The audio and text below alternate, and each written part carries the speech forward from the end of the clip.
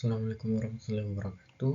Sebelumnya izin perkenalan, Muhammad Taufik H dengan NIM 2022-11064. Jadi di sini saya akan membuat paparan mengenai fusifikasi dan defusifikasi dalam logika fusi. Sebelum masuk ke materi, terdapat beberapa pendahuluan. Yang pertama yaitu logika fusi digunakan untuk menangani sistem yang tidak dapat dinyatakan secara tegas dengan nilai binar, yaitu 0 atau 1. Kemudian fusifikasi dan defusifikasi adalah dua proses utama dalam sistem logika fusi. Fusifikasi dan defusifikasi ini digunakan dalam berbagai bidang seperti kendali otomatis, pengolahan citra, dan kecerdasan buatan. Selanjutnya ada konsep fusifikasi. Fusifikasi sendiri merupakan suatu proses yang mengubah input tegas atau crisp menjadi himpunan fusi. Data numerik yang diperoleh akan diubah menjadi derajat keanggotaan dalam suatu fungsi keanggotaan fusi. Contoh dari fusifikasi yaitu temperatur 30 derajat Celcius dapat masuk dalam kategori hangat ataupun panas dengan derajat keanggotaan tertentu. Contoh fusifikasi yaitu misal suhu udara. Jika suhu 30 derajat Celcius, maka keanggotaan dalam hangat itu 0,7.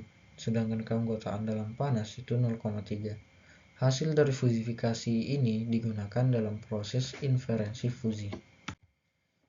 Selanjutnya yaitu konsep defusifikasi. Defusifikasi sendiri merupakan suatu proses mengubah hasil fusi menjadi nilai tegas. Defusifikasi sendiri itu dilakukan setelah proses inferensi untuk mendapatkan suatu keputusan akhir.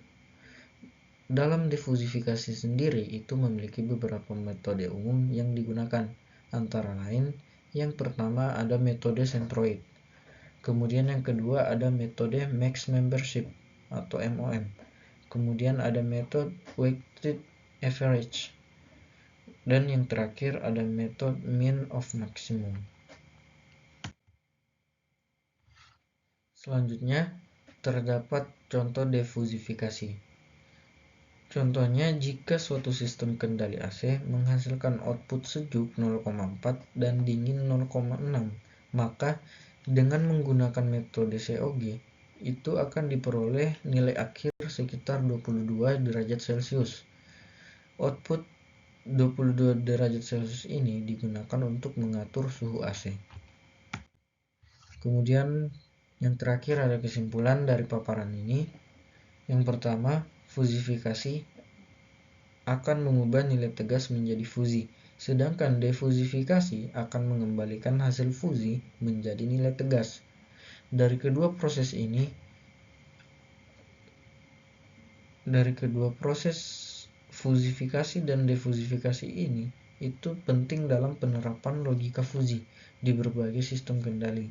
Contoh pengaplikasian sistem fusi ini termasuk ke dalam sistem pendingin udara, kontrol kecepatan kendaraan, dan pengenalan pola. Mungkin cukup sekian paparan dari saya. Bila terdapat kekurangan mohon dimaafkan. Wabillahi taufiq wal hidayah. Wassalamualaikum warahmatullahi wabarakatuh.